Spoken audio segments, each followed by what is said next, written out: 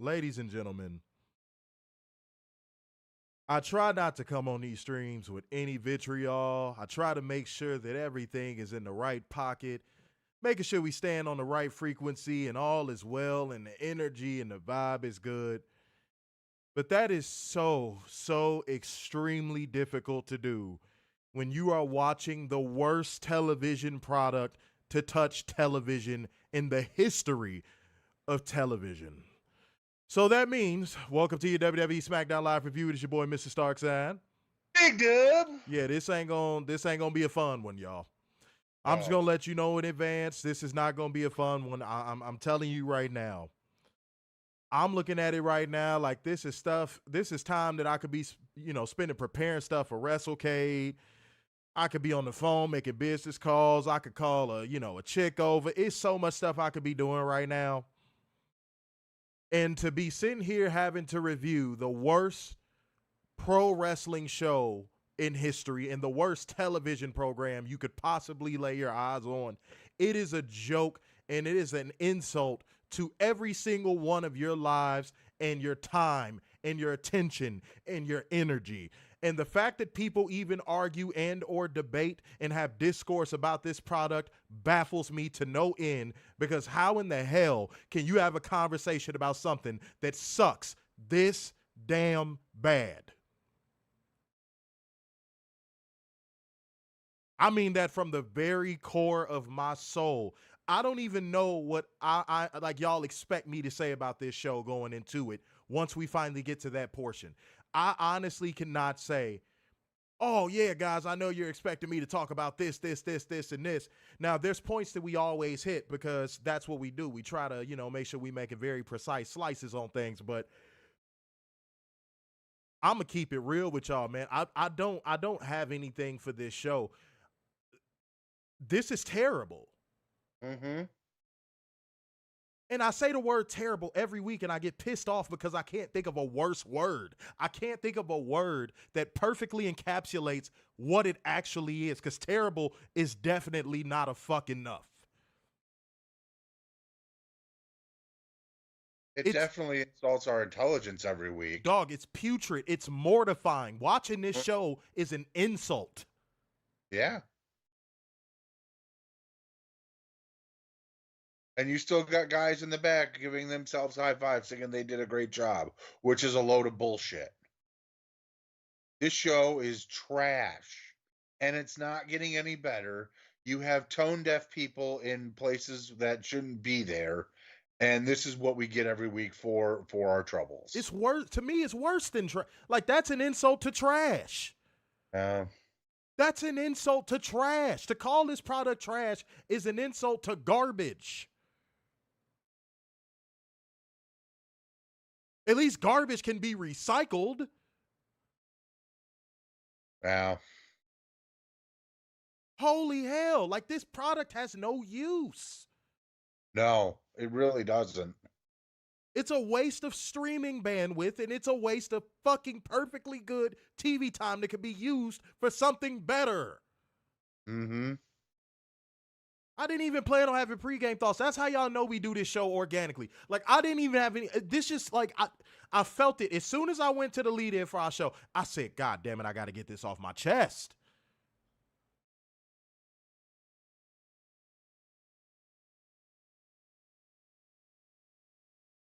There's nothing peaceful when it comes to breaking down these shows. No.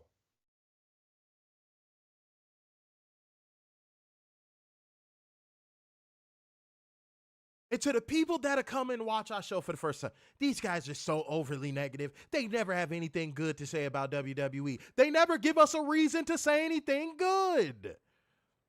Nope. We're not fanboys. Yeah, no skipping ahead, Miguel. What the fuck are you doing, man? Come on, chill. I mean, you know better. Fucking chill, bro. Relax. And we not laughing at that shit either, because that's encouraging and making it think it's okay. Cut that shit out. Straight up, man. Y'all playing. Like, bro, give me a reason to cut this shit off. And I'm dead ass. Give me a reason to cut this shit off tonight. I would love nothing more than to not do this show. Please, fuck with me tonight if you want to.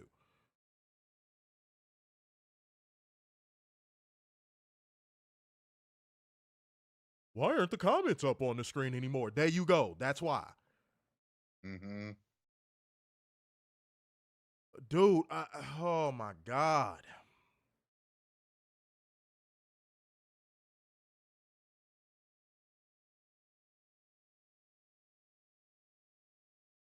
I'm trying to actually pull the puzzle pieces together to remember how to do this show. Like, as we speak, as we are live right now, I am trying to gather the puzzle pieces of how we normally do this show.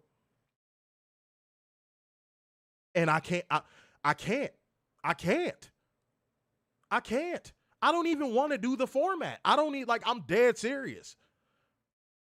And I know Werner's probably looking around like, oh shit, oh damn. Yeah, mother, I can't pull myself to do the format.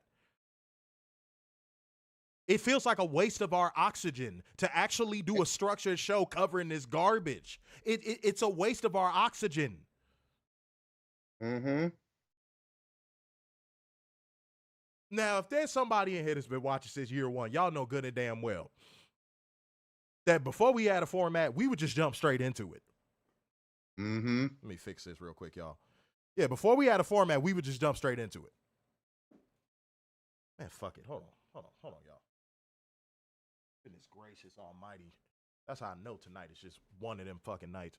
Okay, but we would just jump straight into it. However we felt is whatever we talked about. Now, the only structure we had was just running down the card. That was it.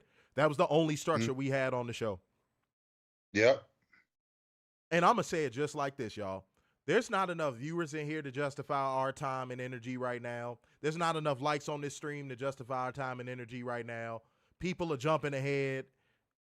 I'm telling y'all, one more little crossing mistake. I'm telling y'all, the stream is going. I'm literally just going to click this shit off.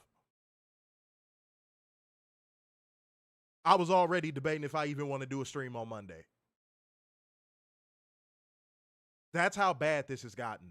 WWE, I know that y'all would love nothing more than to get that victory. Y'all, oh man, let's get all these guys that actually analyze our product for what it is out of here, man. Let's make the product so bad that they just don't even want to cover it. Mm-hmm. That has to be the strategy. Like, I can't think of anything else. That has to be the strategy.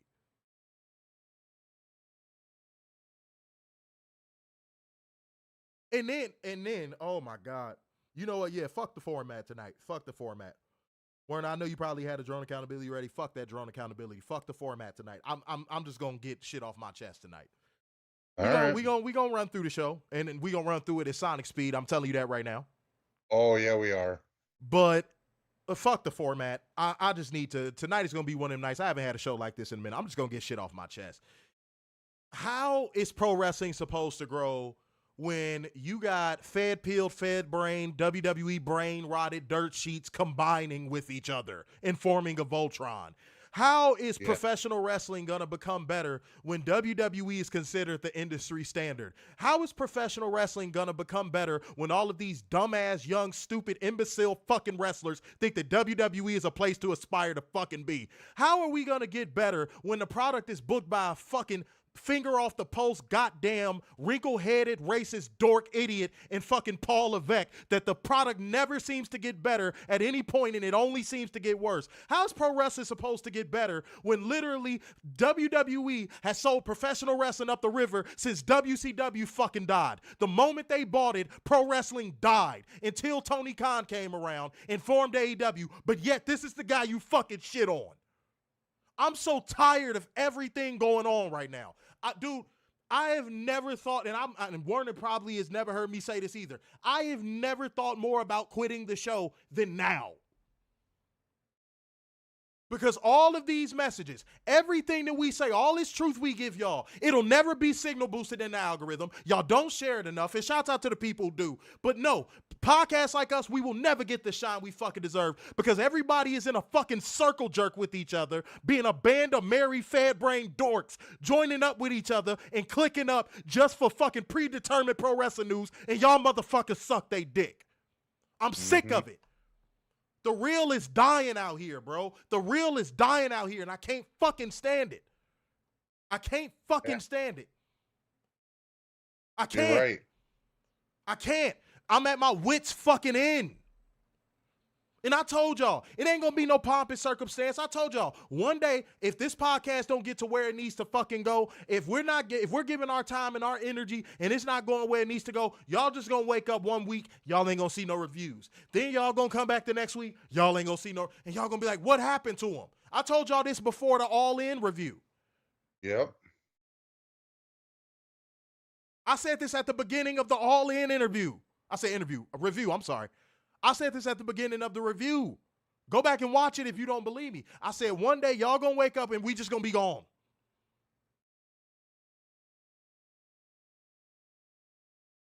I see the shit y'all give clicks. I see the shit y'all respond to. So don't come in here and fucking lie to me and say, oh, I don't signal boost all that other stuff. You're lying. You're literally lying.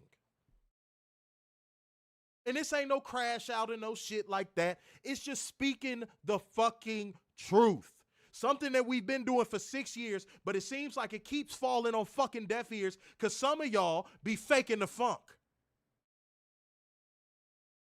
Because everybody is, oh, we all love each other. Yeah, we're going to join up and we're going to support the WWE and fuck Tony Khan. And then you got random ass NWA wrestlers taking shots at like, dude, this shit is in the dumps right now.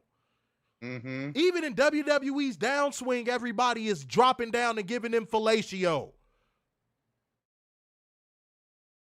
Pro wrestling is a bust right now. It's a very, very dark time right now.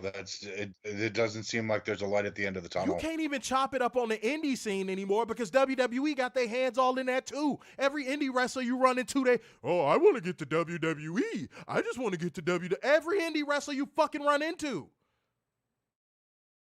Every single one of them. It ain't a diss song, it's a real song. I want to get to that ID program because I think it's the tits. Stop, bro. Like, bro. Y'all, I keep telling y'all, man. Y'all ain't gonna believe it until it fucking happens. It's 16 people in here on YouTube. It should be 2 zeros next to that. Mm-hmm.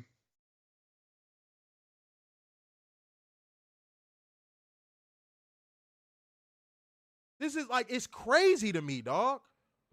It's fucking crazy to me. It's sad where wrestling is right now to where everybody just bows down before WWE for no fucking reason.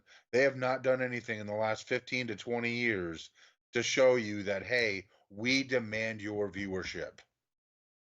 We demand your absolute loyalty. We're just going to do not even the bare minimum. We're going to show you the shittiest wrestling or sports entertainment product ever, and you are going to like it, and you're going to defend it until the day you motherfucking die. And it's fucking pathetic. I don't want my message to get lost because I know there's a lot of tone policing individuals in 2025. We live in a very soft society. So what I'm going to do, because I'm calm. I don't know if y'all understand. See, here's a problem with society that happened, I want to say, sometime between like 2008 and now. When a man is raising his voice and is speaking with projection, that must mean he's angry. Oh, he's angry. Oh, he's angry. So if a man is yelling during a football game and raising his voice up, he must be mad. He must be really, really mad.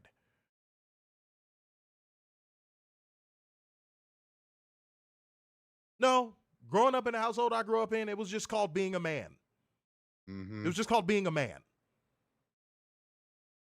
We raise our voices, we scratch our nuts, we drink beer, we eat wings. That's what men do, real men. We grow beards, you know what I'm saying? We full of testosterone. That's us, that's men. Mm-hmm. But I know that there's some softies that watch us that go, I want to understand him, but because he's projecting his voice, his message is getting lost. So I'll dial it back for 1 second. I'll dial it back for 1 second. And by the way, if you're just now getting in here, I already said fuck the format for tonight. I'm not even intrigued in doing the format right now. There's no reason. There's no reason whatsoever. It's not even worth my energy. Let's do it like this, y'all. If we stop doing the show, I want y'all to understand this. This is not a value statement. We're not trying to sell you on CovalentTV. Either you rock with us or you fucking don't. And I'm going to keep it a bean. I'm starting not to care whether if you do or don't. But if we stop doing this show, y'all know it's nothing else out there like us, right? And before somebody says, oh, there's people that criticize the WWE that, okay, watch this. By the time those people get to minute 40 of their review or minute 40 of their recap or whatever they want to label it, you notice something, that they spent the first 39 minutes criticizing it, and then at minute 40, all of a sudden, they're praising it. And then by the end of it, they're saying, well, it had some bad things on it, but overall, I thought it was an average show. There's a guy out there right now, and this ain't no hatred. Shouts out to whoever that is. They getting the views. I'm not mad. I'm not hating on them. I'm not. But there's this cat out here, C Jax or some shit like that. I don't keep up with these assholes. But I saw one of his reviews because somebody had sent it to me. And they were like, oh, this guy, he matches you guys' energy, and he doesn't praise the product either. And I was like, oh, no, here we go. Mm-hmm. I watched, I think, 2 clips of his, and both of the clips, he was doing this gimmick, and he does this really weird gimmick where he talks like this, and everything is like this, and then he talks like this, and then he does this, and then he talks like that, and people think that's entertaining. I don't understand why people think that's entertaining. Anybody can do that. That's not really funny. Anybody could do that. That's really, well, I do this, and I do that. It's funny because of my inflections. That's not funny. That's not entertaining. It's terrible. That shit and the sad part is that's the shit the algorithm boost. We're in a society right now where iShowSpeed is one of the biggest social media stars out there. The dude is a fucking spaz. He's literally a spaz. Watch him. He's a spaz. He gets on streams and he just does random shit. That's not, and again, not hating on that young brother. Shouts out to him. Get your money. Get your money, player. But come on. But like, to get back to my point, I watched like 2 clips of his. And I was like, oh yeah, he is criticizing it. Okay. All right, shouts out to him. He actually is looking at it through a different lens. All right, for sure. And then it got to about the 30th minute. And all of a sudden, well, I think Cody Rhodes is the business, but, I think they need to do away with him. But Drew McIntyre, he's really good. And then he just started going into like all of this praise. And I'm like, dog, you're praising the same shit you were just shitting on. What are we doing? Oh, and for the record, I want this on camera because I'm telling you right now, if I ever met him again, I would tell him this to his face. It wasn't as bad. It wasn't even a thing when I met this guy. Dave Meltzer, dog, what Buddy be saying on Shark Tank? You're dead to me. You are dead to me, bro. Every time, like WWE fans don't even got to get close enough with the flamethrower and you folding, homie. You gave Jey Uso versus CM Punk at Saturday night's main event 4 stars.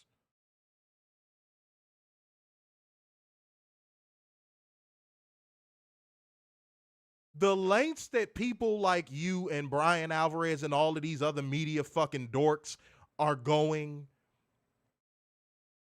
to keep these WWE drones off of y'all is sickening. How are we supposed to succeed in an ecosystem such as this one? And I told y'all this on the All In review as well. I said, We gonna be that review show that when y'all look back about 5 to 7 years from now, y'all gonna be like, damn, man, I wish CovalentTV was still around, man. They was the only ones that was doing it like that. It's so many podcasts that I used to watch that they stopped doing it. Some of my favorite creators that they stopped doing it. And I go back and I look at their streams and I'm like, damn, man, why did they have to give up on this, bro? I understand them now. I understand them now. I understand every single, I've been doing this for 6 years now. I understand every single one of them now. When you see the real ain't cutting through, when you see quality ain't cutting through, it gets to a point. And I'm going to leave it right there. It gets to a point. I don't even need to elaborate. I think most people that have common sense should know what I mean when I say it gets to a point.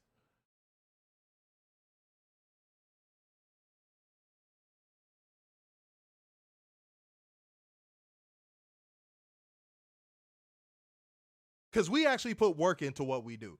Guys, these people's thumbnails, these people's review shows, these people's brand, all their logos, everything is trash. In order to beat your competition, you must study your competition. Guys, I'm not deathly terrified of spiders, but I don't like them motherfuckers. But guess what? I could tell you everything about them. You got to study what you fear. And you also have to study your opposition.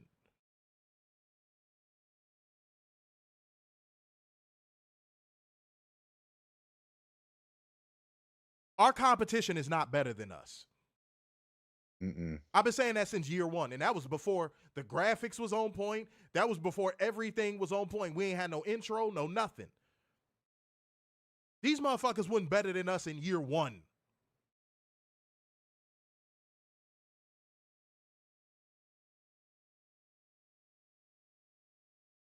But the market is dictating for echo chambers right now.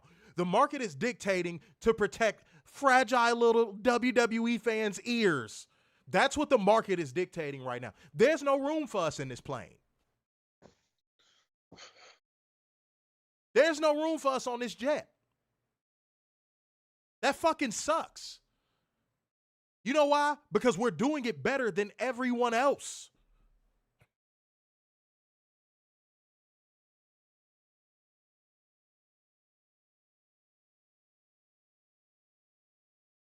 And no, don't go, oh, it's tough breaks. You got to keep pushing through all that. Nope.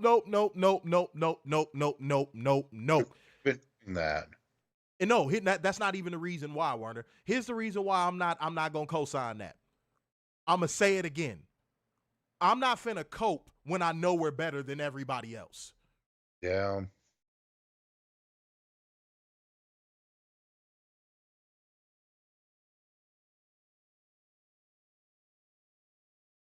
Michael Jordan was not making concessions for a 6-man.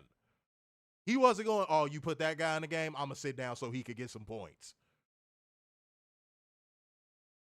Find me a clip or a story of Michael Jordan sitting down on the bench because he wanted the opposing team's player to get some points. Show it to me. Show it to me. Show it to me.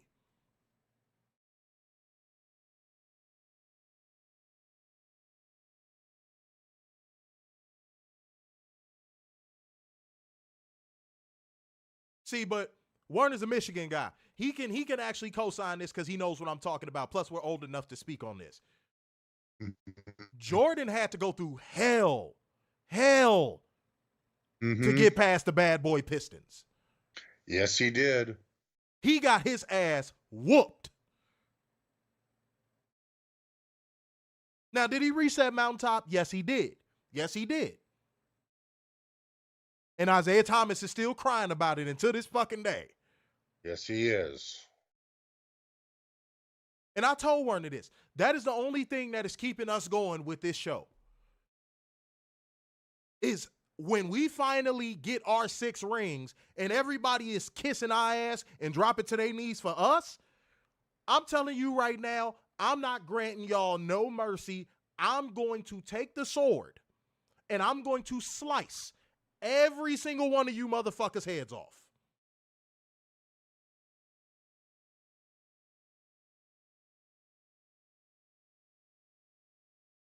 That's my word. That's my word. That's the only thing that's keeping us going. It's not WWE. We don't get no extra clout off of reviewing WWE. We definitely don't get it for AEW because a lot of y'all that be in here for these WWE reviews, funny enough, don't be in here for these AEW reviews. Mm-hmm. That's kind of a coinky dink, don't you think? Huge coinky dink. Like, for example, y'all can't, it's 27 people in here, y'all can't even hit the like button. The fuck are y'all doing? Hit the like button, bro. Hit the fucking like button. You sitting in here doing nothing. Hit the damn like button. Don't just stare at us. Engage with the show. You probably watching this going, oh man, he's snapping, he going off, man, he doing his thing. Okay, cool, like the stream so this stream could go out to more people, dummy. Mm-hmm.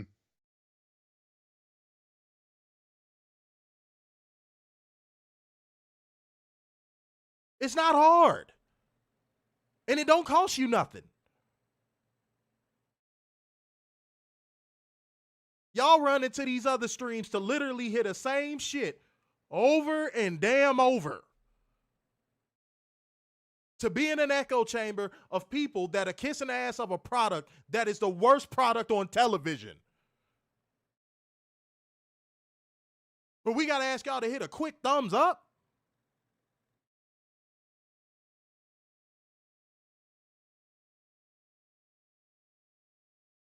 Come on, dog. Y'all got to do better, bro.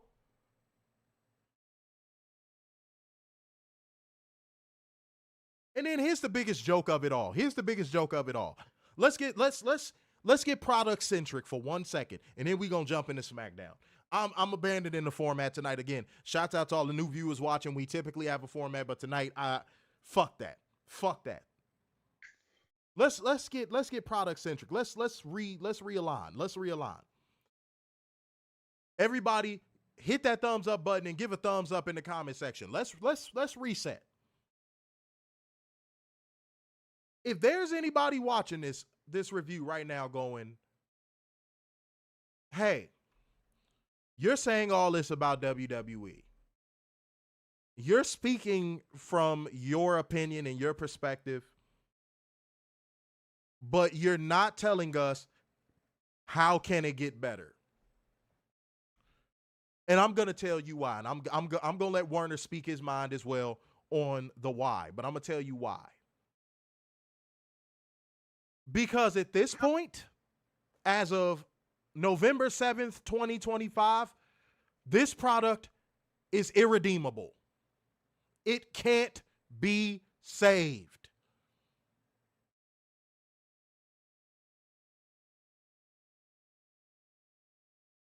It is Kim Kardashian. It is a self-sustaining entity of exploitation and failure. Somebody might say, why did you bring up Kim Kardashian as an example? Kim Kardashian is in her 40s posting thirst traps still to this day, and this woman is a billionaire. Kim Kardashian is a perfect example. Kim Kardashian is making money in spite of her cringe.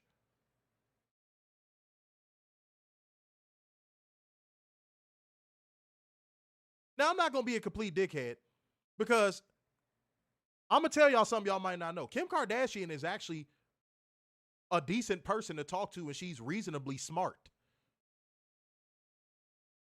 But Kim Kardashian, the brand,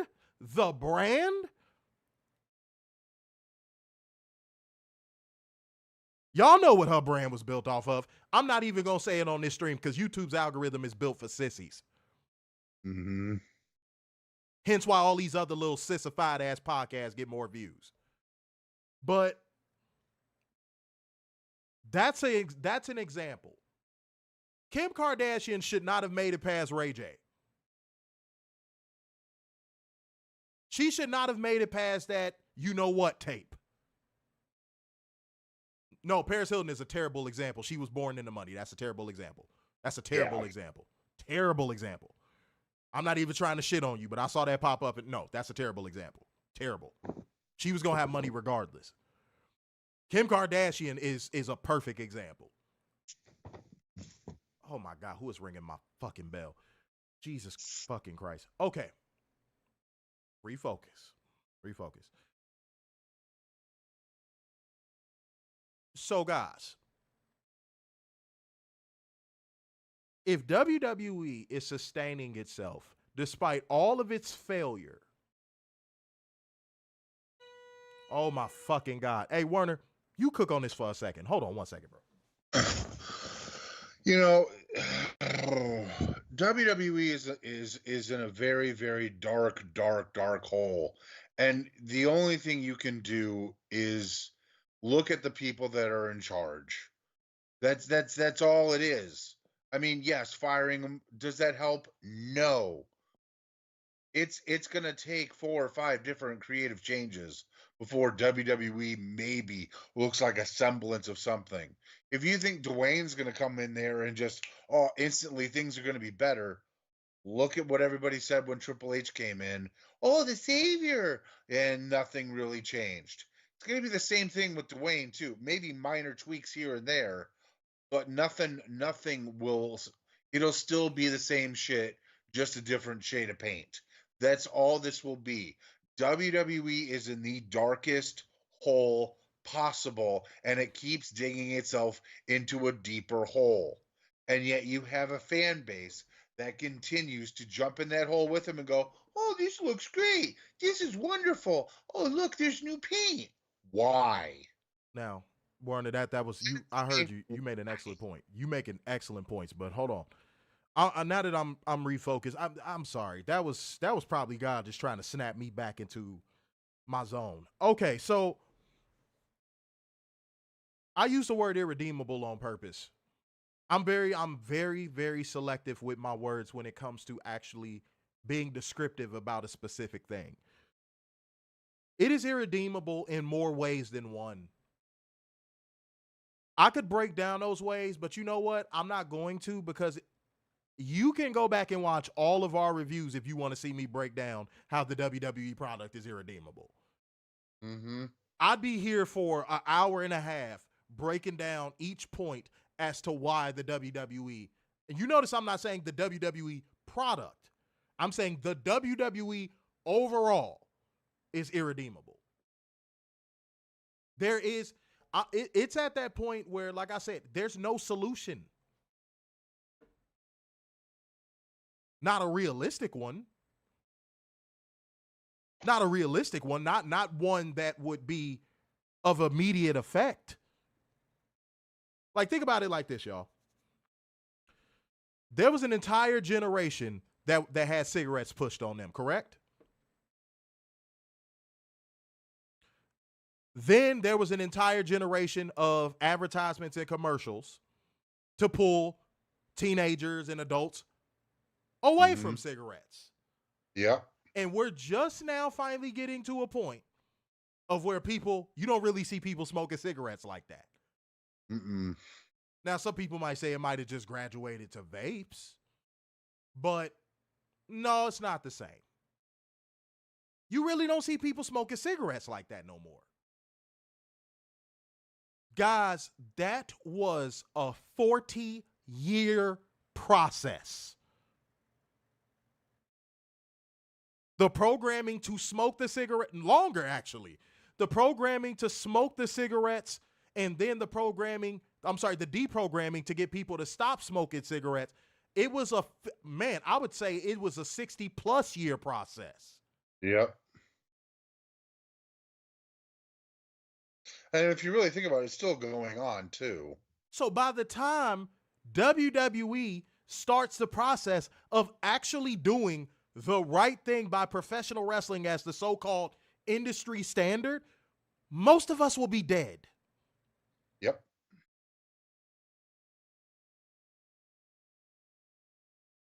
Let that sink into your pores for 3 seconds. Let that sink into your pores for 3 seconds. By the time WWE is like, damn, man, we made a mess. We done chased all these people off. We did all these terrible things. And they looking back on their history as an organization. They like, oh, damn, we let that Janelle Grant shit go off. We let that Ring Boy shit go off. Damn, man, we were terrible. Let's fix this. By the time it gets to that point, most of us will either be 90 years old or dead. Mm-hmm.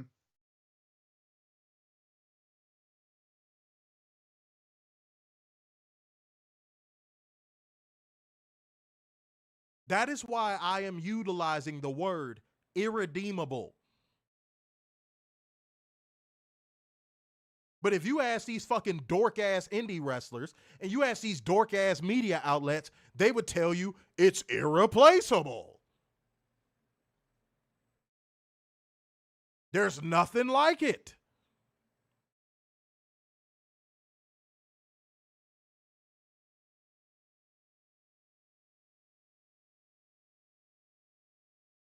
Seriously, bro. That's where we are.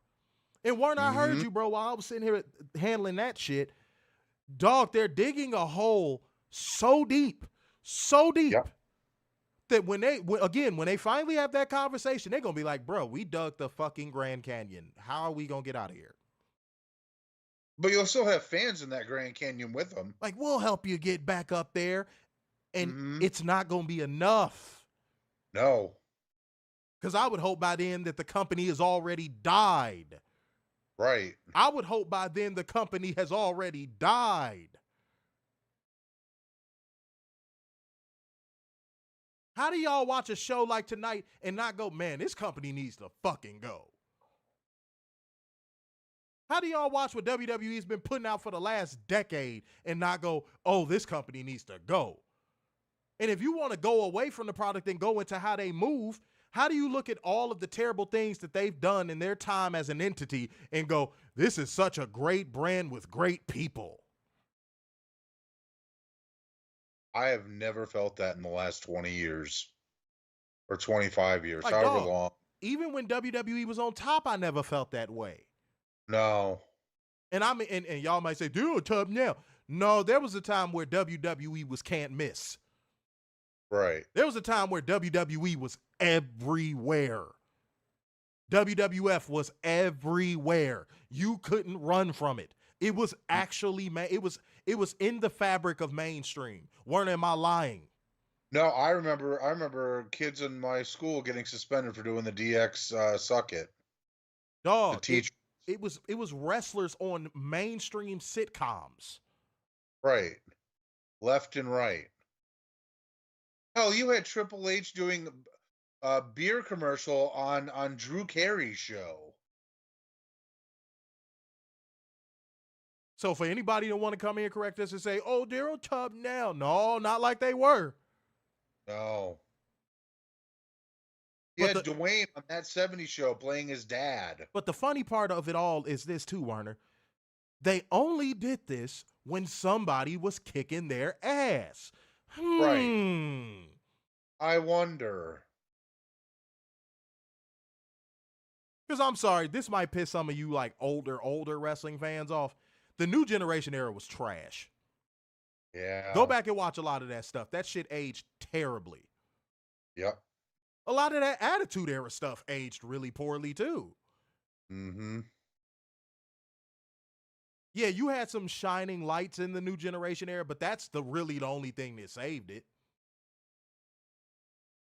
For the most part, it was garbage. It was garbage. Go watch a lot of those bottom of the card, mid card matches in that time. It was terrible. It was terrible. WWE has mostly been terrible in their entire existence. But you know what? The victor gets to dictate the history books. Yep. That is the only thing keeping people from remembering WWE for what it actually was, and that's the gobbledygooker and Bastion Booger and TL Hopper. Well, what do they do for every era? There's what, 2 to 3 revisionist history documentaries about them? More than that. I would give or take.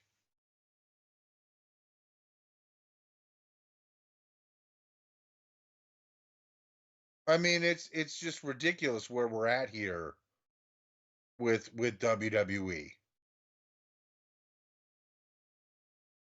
Like, I don't know what it's going to take. Like, does there need to be more of an emphasis with TNT and TBS? Because Tony's been spending money. Like, we can't say Tony's not spending money. And Warren, I saw somebody say earlier in the comment section, I'm going to address this and then we could get into the show. Because we still try to give y'all a show no matter what. Because that's just us. We take pride in this. Mm-hmm. But I saw somebody say something earlier that I actually think is extremely profound. Give me a second, y'all. I saw somebody say, and if whoever it was that typed this, just retype that you typed it in the comment section. So don't be one of them people like, it was me. Just say, yeah, that was me. You ain't got to put like 4 comments in there. Somebody said, how y'all feel is probably how Tony Khan feels right now. That was a profound comment. That was a profound comment. That's a profound fucking comment. Tony Khan probably does feel like no matter what he does, because of the pro wrestling ecosystem he's in, he will never succeed. At least not to the level that he would want to. You're right.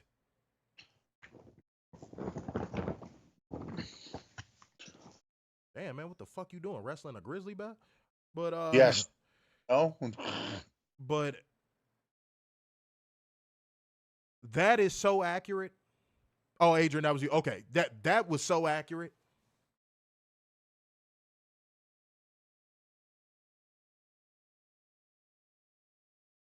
Y'all, here's what I'm finna do. I'm finna read these super chats because now I got to get caught up. Adrian Carpenter came through with a 5 Schmackaroo super chat to kick us off, I think. Said, I just got home from Maryland versus Georgetown game. I'm letting it fly. Keep the faith. Hopefully people unplug from the Matrix. No, I'm going to say what I said again. I think by the time people do and they're looking for a show like ours, they're going to have to review our archives. Mm-hmm. Like, we won't even be doing a show anymore.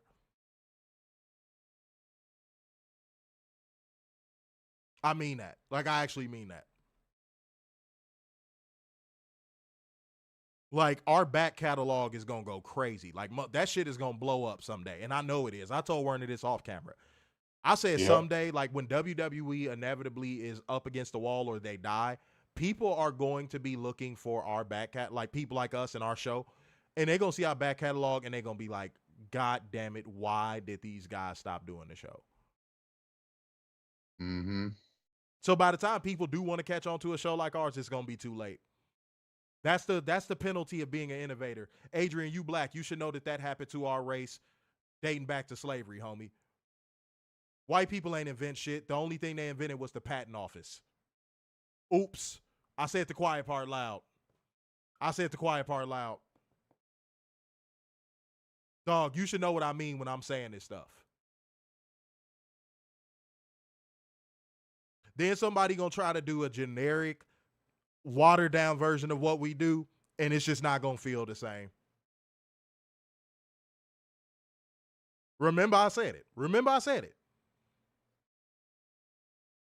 Adrian Carpenter also came through 2 Smackaroos, said, how you feeling right now? It's how Tony Khan. There it was, right there. Yep. Robert said, with the 10 Smackaroos, saying, late fee, sorry I'm late, had a late night workout session with friends. I haven't seen in years. Is that, man, if you, whatever you do at orgies, that's your business, bro. Yeah. Adrian Carpenter came through with 5 Smackaroos, said, the only way WWE changes is when these networks stop giving them money for a bad product. I've lost faith in that. I'm going to be honest, Adrian. I've lost faith in that. Yeah. I'm going to be completely honest with you, bro. I've lost faith in that. It feels like every time their TV deals come up and we think that somebody won't be dumb enough to give them something, here comes a platform that is all of a sudden looking for content. And they pay a premium for this terrible, god-awful Duke juice, gutter trash, dump truck juice product. Without fail.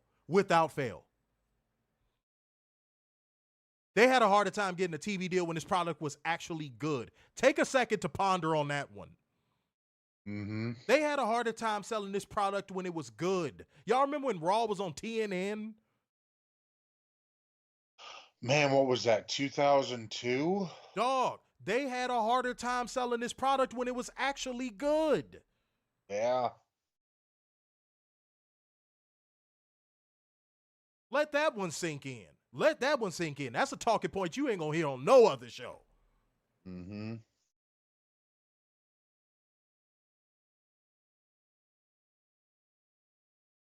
Yeah, Adrian, we was the architects of Washington, D.C. We designed Washington, D.C.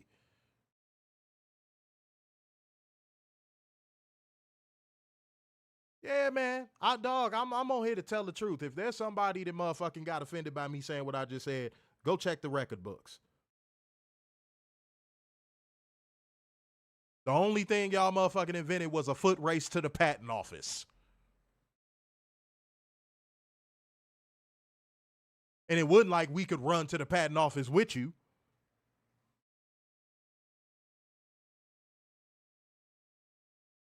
Yeah, it said 2001. It replaced ECW. Shouts out to you, Robert, for knowing your shit. Yeah, there you go. Yeah, dog, bro, they had a harder time selling it when it was good. They had a harder time selling it when it was good.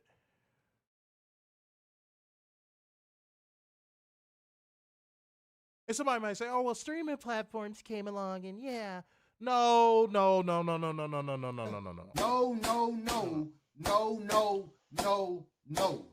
I'm not letting that excuse Prius pull up into the parking space. Sorry.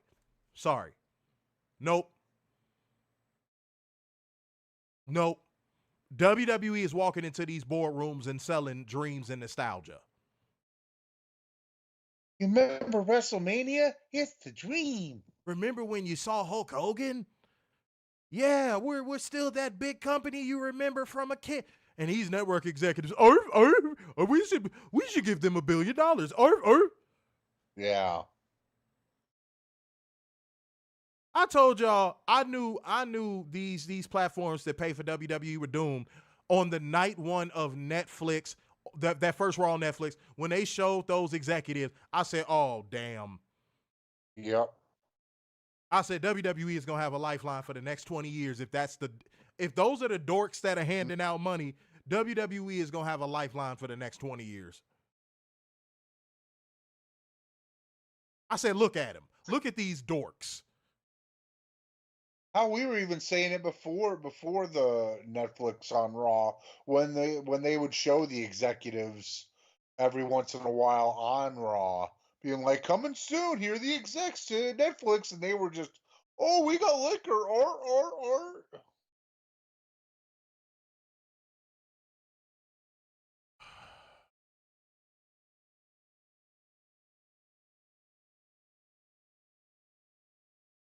But ladies and gentlemen, I know what y'all came here for. So let's get this popping, guys. It's time to get into the show that definitely, absolutely, especially tonight, smacks us down. Y'all, it is time to get into Smackdown. God damn it. I don't want to. I'm already on the camera. I just got to tell myself that. Go ahead, Warner. Alrighty, the show kicked off with a recap of Saturday night's main event. No one cares. Oh my, because it was a nothing burger of a fucking event, and they couldn't even sell out half of the fucking arena. Right. And that needs to be talked about more. They're not hitting ticket allotments at all. Dog, it was a half arena tonight. Right. Not even, I don't think. Can somebody pull that up? Or I know you on jank Wi-Fi right now, so somebody else. But we gonna put the Truth Seekers to work. Yeah. What was the building capacity and what was the motherfucking ticket? So it's before somebody said, oh, they can only get assigned so much for setup. Bullshit. When their demand was high, they would go to that little small ass little tunnel stage every time. I don't want to hear that. Because I saw some drones trying to say that bullshit. Oh, well, they can only be assigned so much based on setup. No. When they were selling out arenas, they was just doing the little tunnel screens. No. Say what it is. The demand isn't there. You want to know how I know? Because if the demand was there, these arenas would set up for it. Oops. You would think that'd be just common sense, but with these drones, common sense ain't fucking common. That's a fact.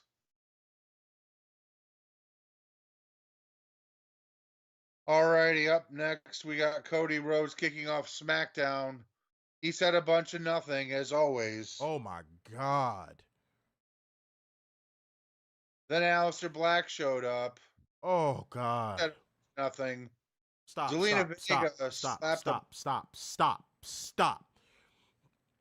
I don't give a rat's ass about Killer Cross or Scarlett. Well, Scarlett's good people, but like I don't, and Killer Cross could be good people for all I know. I haven't met him yet.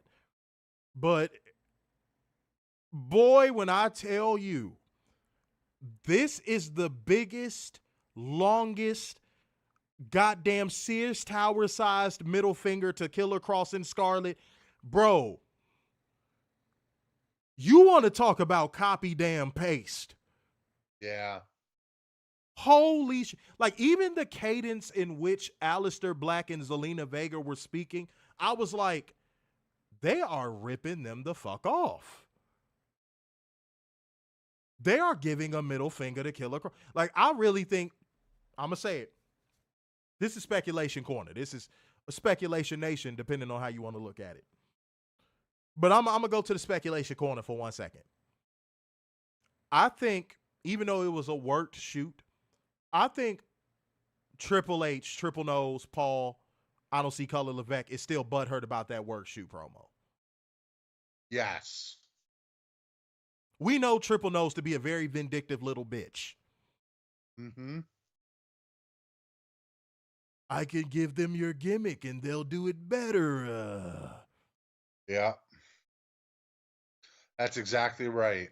And you want to know what? I'm going to use a word that a lot of y'all may know, but this is the most accurate description I can give. This shit feels unnatural. Mm-hmm. We don't care about Zelina Vega and her fucking white boy fetish. Aleister Black does not even have a voice that could be remotely intimidating in a live setting. The best bet. See, Tony Khan knew this. He would have him do a lot of pre-records and vignettes. Yeah. Because Aleister Black does not have a voice that is conducive to live promos. He doesn't. He talks like a fucking librarian when he's live. So, Cody, I'm coming to the ring right now, and what I'm going to tell you is I'm spooky. We don't believe you. You need more people. Real quick, Catherine, thank you, by the way. And Adrian, I saw you too. Thank you. They got 6,865 in a 14,000-seat arena. Just barely half. I mean, not even, sir. Half of 14 is 7, right. Sir. Half of 14 is 7, yeah, sir. Bro. They can only utilize what the arena set up for them. Don't you think if the demand was high, they would have set up for more?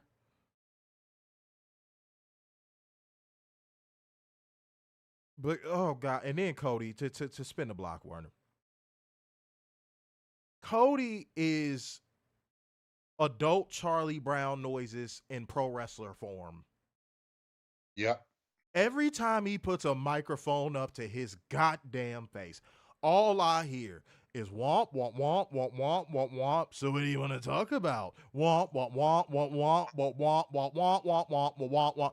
I don't know what he be talking about. Bro. See, I don't like the term white meat baby face. I've never liked it. No, it's stupid. But boy, if you want to put a poster child up for what a white meat baby face is, look no further.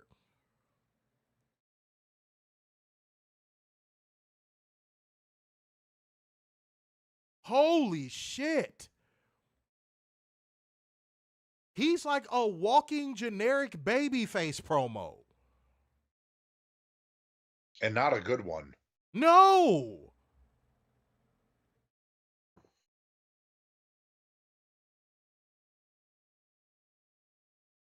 Nothing he says ever means anything. And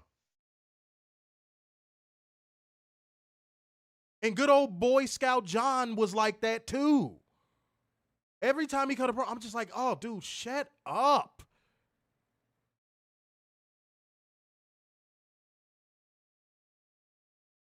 If Superman was known more for his live action movies, I probably wouldn't even see a lot of them. You know why? Because I tell Werner this all the time, and I remind him of this, and I say, because he's a huge DC fan, I say, the center of your world that you love is a character that you never know. I'm sorry, that you know is never in any real danger. Yeah. Where's the fun in that?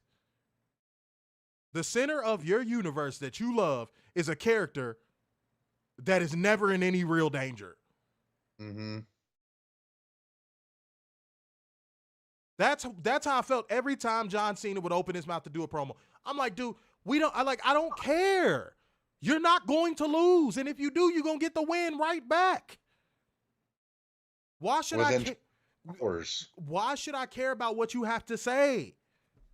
Somebody might say, oh, you're a Dragon Ball fan. You like Dragon. Goku loses. Goku has literally died in battle.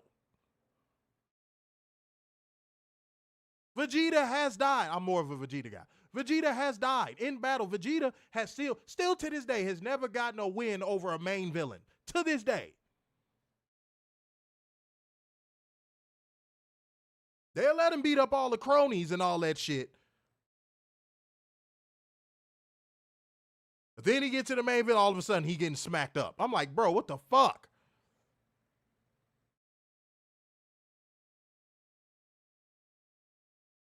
I'm telling you, WWE needs to pull an Attitude Era.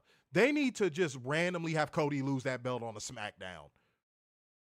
Like, just get that fucking belt off of him. Yes. Please. Get that. Dude, he doesn't move anything. No. I don't think he's been the #1 merch seller recently either. I could be wrong in that, but I don't believe he has been. It's been everybody else.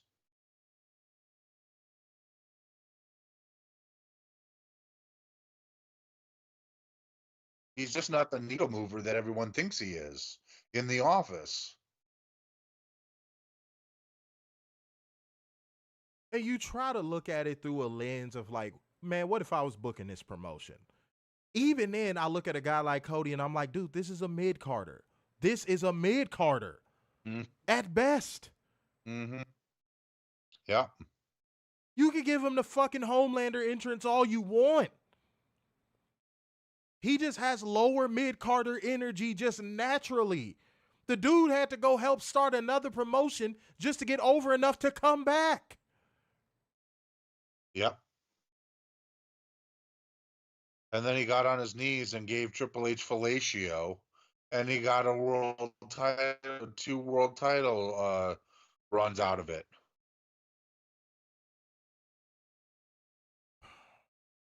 All right, bro, let's keep going. All right, as I was saying, Zelina slapped the shit out of Cody. Then Boring Aldis showed up to make it official tonight. Cody versus Aleister Black in the main event. Yippee. After that, we get the usual montage of talents arriving late for work. Warner, it's sponsored now. It's sponsored now. Oh, I forgot. It's sponsored now. Anything to troll us. Up next, we got the U.S. Open Challenge. Dragunov taking on old IY pretty much. Dog, to which Ilja retains. That match was so boring. Mm-hmm. And where's that same energy that Brian Idol nobody had, where it's like, oh, he's booking these guys with hands in their pockets and all these indie mid. This was a vanilla midget matchup personified. This was a vanilla midget matchup personified.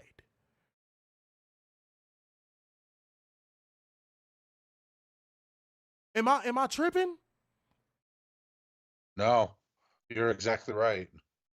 Where's the vanilla midget energy here? Where's the indie vanilla midget energy here?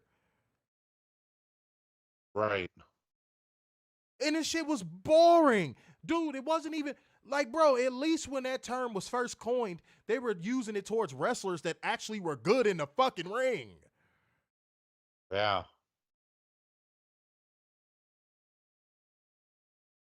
But it's all about the protection of that logo. And that Dragunov fake intensity shit is so fucking cringe. Did y'all see that JJ McCarthy clip? That's how Dragunov looks when he's trying to be fucking intense. Dude, you're like 5'6". We don't believe you. You need more people. Give me a fucking knife. Adrian Carpenter came through with Five Smackaroos saying, notice that once WWE start putting all their titles on that group that left AEW, their business dropped drastically. Maybe Tony Khan didn't fumble. Man, maybe.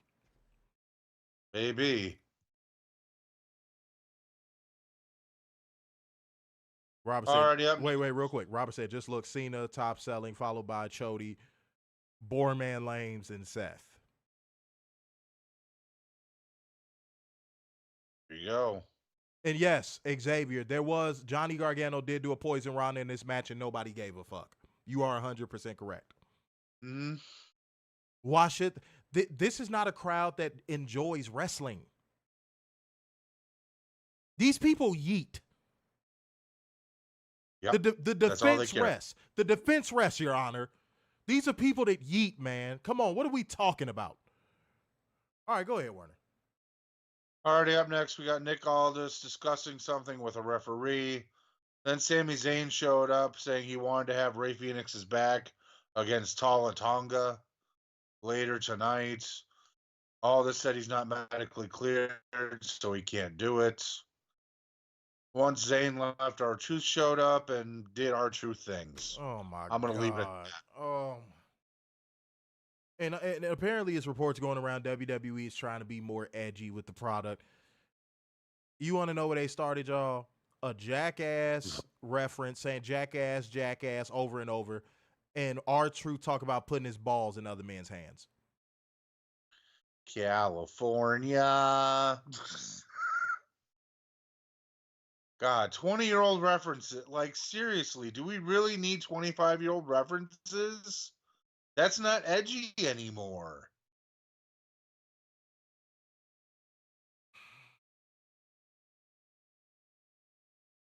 Jesus be offense. Jesus be offense, Jesus. Go ahead. My fault. Alrighty, up next, we got a recap of Jade Cargill's victory over Tiffany Stratton on Saturday night's main event. Backstage, we have a defeated Johnny Gargano. Talked about his loss to Ciampa. Fraxium showed up. Rubbed salt on the wounds. No one cares. Jade Cargill celebrates her win, comes to the ring, said she's that bitch, and left. And then Triple H decided to show her where she really is on the pecking order. Stop. Where's the energy for them copying and pasting her heel AEW presentation? Exactly. Where is it? Where is it? It's not enough of y'all calling this shit out. It's not enough of y'all calling this shit out. It's not.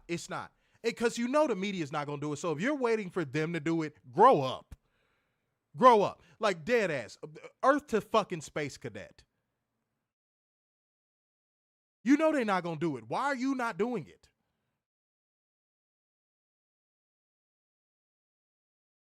I have not seen any discourse about them copying and pasting her AEW presentation, heel presentation. I didn't see nothing. Nothing. Mm-hmm.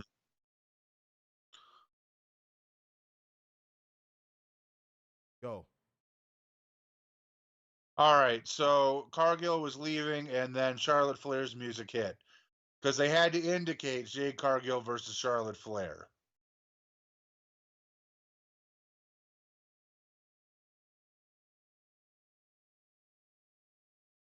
Backstage, we get Chelsea Green getting herself hyped up for the U.S. Women's Championship match against Giulia later tonight. To which Mia Yim and BFAB showed up to trash talk her. As Chelsea was saying she was going to be the greatest women's champion on SmackDown, Jade appeared behind her. Green backed off and took her leave. BFAB had a confrontation with the new women's champion, which led to a match set for next week,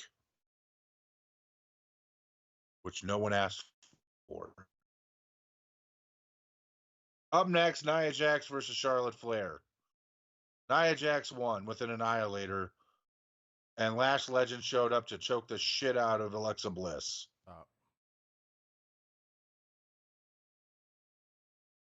You had said something earlier that I forgot to comment on. You said Triple H would go on to show Jade Cargill where she is in the pecking order. I feel like you blazed through that too fast, bro. Elaborate. Well, I mean, we all know all roads lead to Charlotte, and we saw that loud and clear tonight after Jade was trying to taunt her way to the back, and Charlotte's music hit, and they had a stare down. Like we know where this is going. We know it. It's only a matter of time. Either Charlotte's going to win it at the Rumble, or she's winning the Rumble for the third time and winning it at Mania. One of the two. And some of y'all got real quiet when I was saying that Alexa Bliss tag team was just to get some babyface heat on her and some overness on her for when she inevitably returns to the title picture. Some of y'all got real quiet in here. Yep. And look, her tag team time is just about up. Man, you only pop up when we talking about Jade Cargill. What?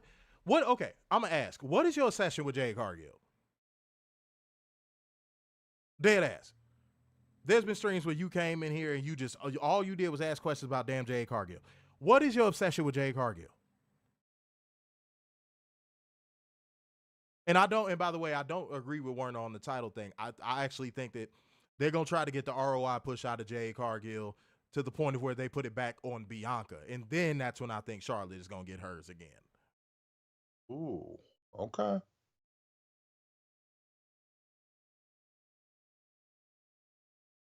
But this is the last hurrah for Jade. Mm-hmm. I told y'all this back. Wow. Damn. Well, I think last year, I said when they turn Jade Cargill heel, that's going to be the swan song. I said that last year. I didn't even say that this year. I said that shit last year. I said last year, I think late last year, around this time. I said when they inevitably turn Jade Cargill heel, that's the end. That's going to be their last push. Because that's what WWE does. They actively cast people outside of the roles that they should have been casted in until they have no choice, and then they cast them in the role. And then when it fails because, WWE, they release them.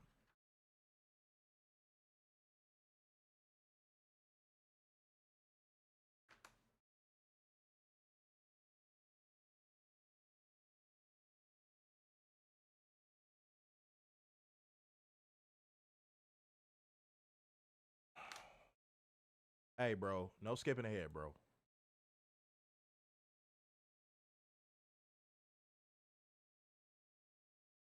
Yeah, Alrighty, up next we got a video. Man, same time, bro. All right, real quick. Robert said, yes, you did. Wasn't about the time. It was about the time Bianca and her had the belt. Yeah, I said that a while ago. Go ahead, Werner. Alrighty, up next we got a video package for the tournament to decide John Cena's final opponent. Which I think is dumb as shit. I think that is dumb as shit. And it's afterwards, real quick, and it sounded like they used a fucking AI voiceover too. Uh-huh. It sounded like they had John Cena talking to a mic for about 30 seconds. It was like, that's all we need, John. You can go ahead and leave the arena now. Sorry to take up too much of your time. Because the inflections don't even sound like a human being. That's the easiest way to tell if something is AI vocally. The inflections don't even sound human. If it sounds like someone is talking like this, then you know it might be AI. And that's how it sounds. Go back and listen to it if you don't believe me. I think it's interesting. All of these opponents, they're going to be fighting for an opportunity, like I was once given. Give me a fucking knife. I'm sorry. Go. All right, afterwards, we got a video from Nick Aldis revealing 2 matches that have been drawn up so far. We got the Jizz versus the Yeet Man. And Los Angeles Knight taking on a surprise opponent. Ooh. Oh, that's going to shake the table. That's going to mean SmackDown's good next week. It's a new landscape. Oh, my God. That's right. This shit got the amount of landscaping as a damn desert. All right, backstage, Nia Jax and Lash Legend were interviewed about their new partnership. Jax called Lash a friend. She knew from her encounters in NXT. Lash said this was only the beginning. Warner, there's people right now. I just thought about this. There's shows and reviews and podcasts right now that are going, hey guys, who do you think the opponent for Los Angeles Knight is going to be next week, huh? Take 40 minutes out of the show to talk about that. At least. And y'all are running to them podcasts in droves. Uh-huh. Who do you think it's going to be, guys, huh? Shit me a building. Go ahead, man. Already up next, we got the Women's United States Championship match, Giulia, with Kiana James, taking on Chelsea Green with Alba Fire. I was going to waste my oxygen and say Giulia leave. I'm not going to waste my oxygen. You know why? Because they're going to do something where they put like a belt on her or have her win something specifically, and she's going to be like, everything's different now, and sign a fucking 36-year deal. Yeah. I'm not even going to waste my oxygen, bro. I'm not even going to waste my fucking oxygen. Holy shit. Chelsea squashed Giulia to win the Women's United States Championship. 30 seconds. A minute and 30 seconds. I've watched YouTube shorts longer than this match.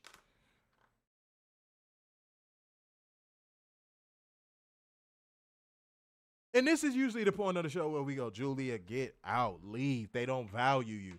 Nope, not gonna do it. We done been played and bonked upside the head with the WWE is my dream re-signing one too many times. We done had the rug pulled from underneath us one too many times. Nope. Giulia, you signed on the dotted line for this. I don't feel sorry for you, beloved. I don't feel sorry for you, beloved. You knew better. You let Rossi get in your ear and put all that goddamn acid in that motherfucker, and now it rotted your brain, and here you are. At worst, I saw somebody say this. I think this is wrong. Somebody said at worst in AEW she would have been Talla. I don't think so. I don't think so. I think at worst she would have been timeless Toni Storm, at least when it comes to push. Not character. I don't think she has the acting chops to pull that off, or the English. But I think her card positioning would have been somewhere where Tony's is.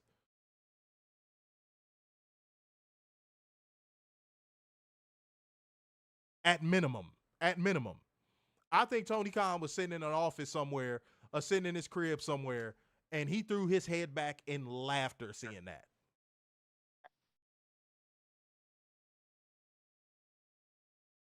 I'd be shocked if he didn't.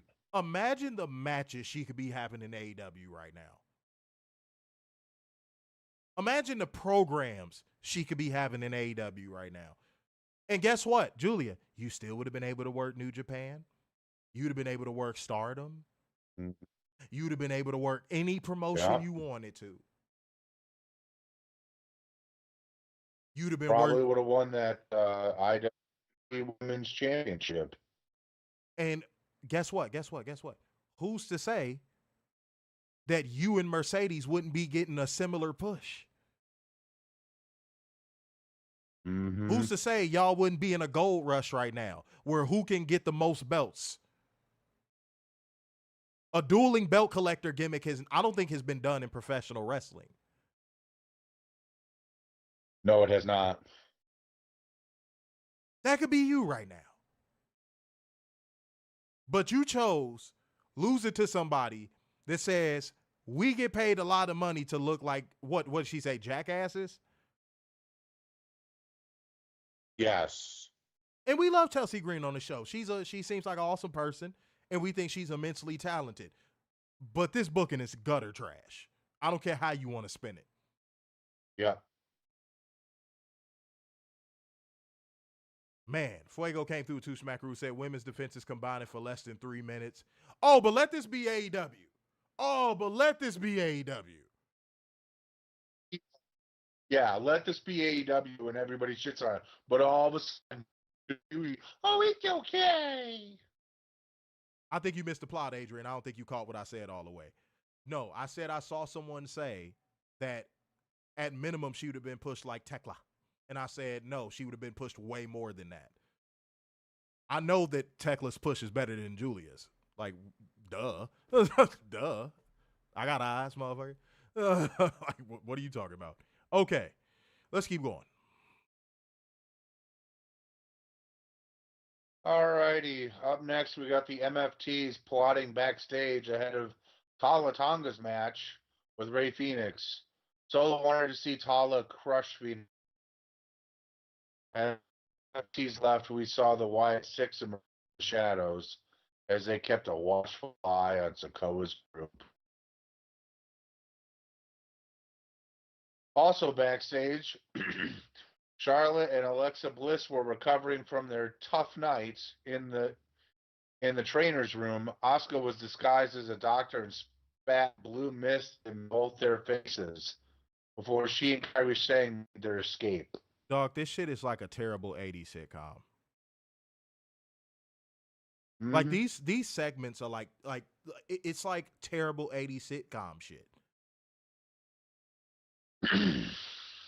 But hey, it's a new landscape.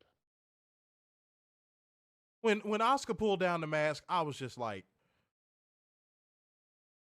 what are we doing? What are we doing? This isn't good. Mm-hmm. This is not good. It's not good. It's not good. It's not good. And it's okay to say it's not good and leave it there. Because it's like any WWE criticism, you gotta praise something. You can never just say it's garbage. You have to levy some type of praise. Right. There has to be some accompanying praise. No, it's just bad. It's just garbage. Just strictly. Point blank, period. Done. I'm so tired of that bullshit. But at least they're trying new things. What? What new things? This is all a rehash of stuff that's happened over the last 25 years. And Robert, that's not to be missed either, sir. So tell me what's new. Yeah, at least the comments. At least the comment section is on point with the details tonight. Robert said Alexa didn't even have anything on her, yet she was still acting like she was. Homie, that mist went in her hair. Mm-hmm. She had like a corner of the mist on her forehead, but for the most part, that shit went in her hair. You want to know what that's actually a product of? I think Alexa, like, She committed until she didn't. She committed until she didn't.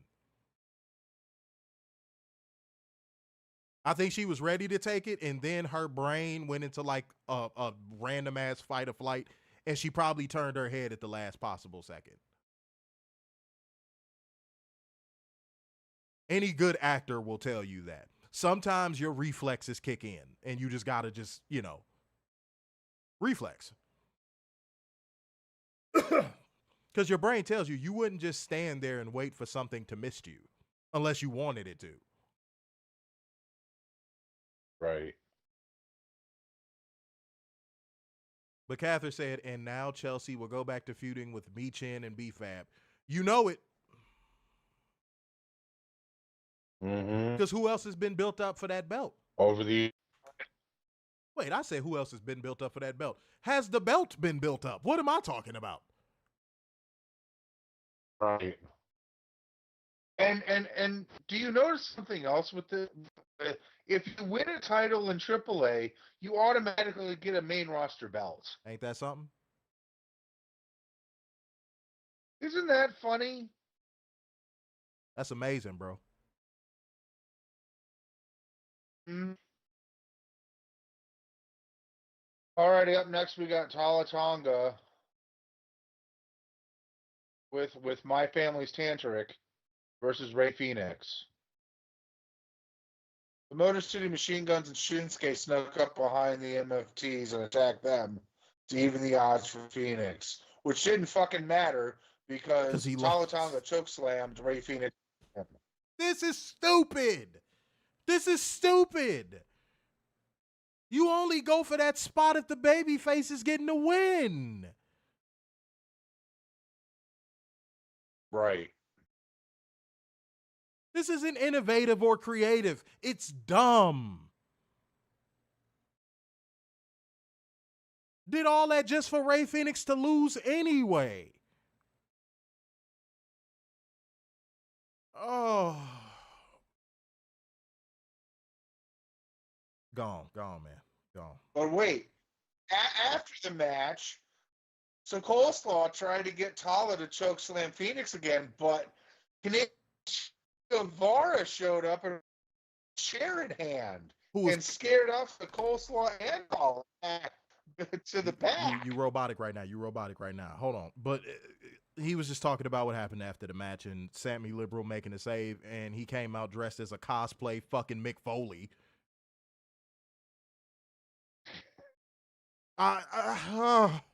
What are you supposed to do?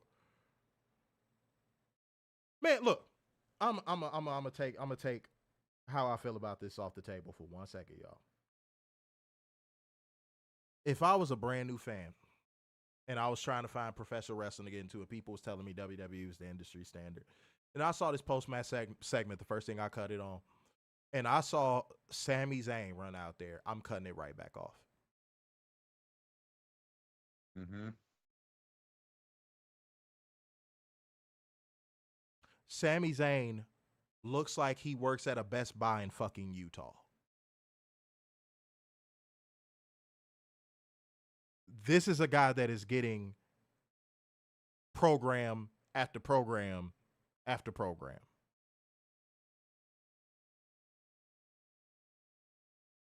Don't hit me with that. You're a muscle mark. Don't hit me. Don't do it. Don't do it. Don't do it. Don't do it. I'm telling you, don't do it.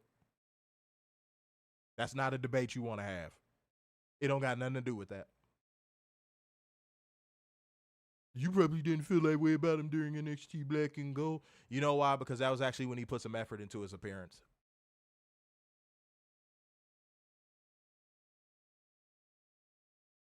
And it's match quality. Mm-hmm. So, yeah, spare me. I bet you liked it when he was in Ring of Honor. Again, he actually put effort into his matches.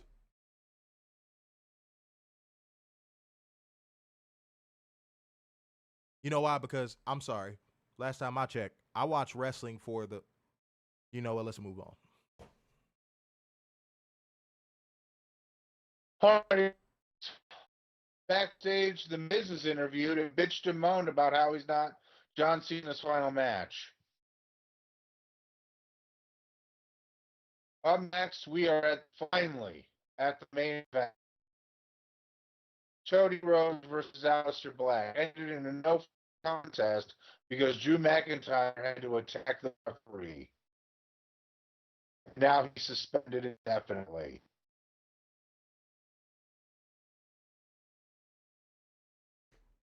That was the finish of the show, y'all. A suspension. A suspension. Not a muffler, not a brake pads, not an engine. A suspension. A suspension closed out a wrestling show.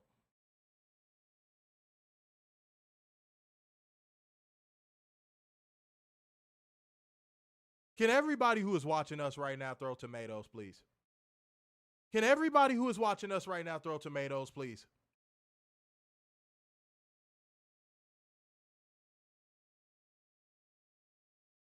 And why the fuck was Drew McIntyre act like, dude, he was dressed like he belonged to a Miami boat club. What the fuck was going on? What? I don't know if you saw this, but everybody on Twitter was going off saying he looks like Waylon Jennings. Bro. Or Waylon Mercer. Bro. Oh my God. Oh my God. Oh my God. Oh my God. Oh my God. I'm going to ask again. Jesus, I'm going to ask again, Lord. I'm going to ask. Why are your shows ending in suspensions?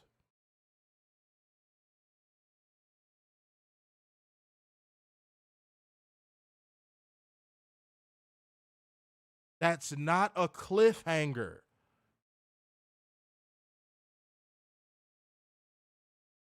That's not a cliffhanger. Not at all. And you rendered the match meaningless. They're protecting Aleister Black because they got big plans for him. No, they don't. He's fodder in the Codyverse. No, they don't. Stop. That blind faith bullshit with this product do not work with me. Stop. I see through the weeds. Stop. They're not going to recreate what they did in AEW. It's just not going to fucking happen. -10, no moment. -10, no moment. Fuck this show. Fuck WWE. Clear the air. Fuck WWE. Yeah, same. Fuck WWE.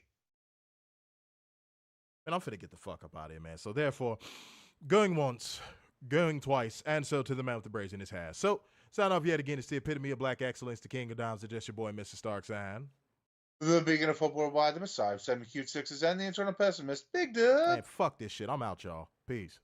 See ya.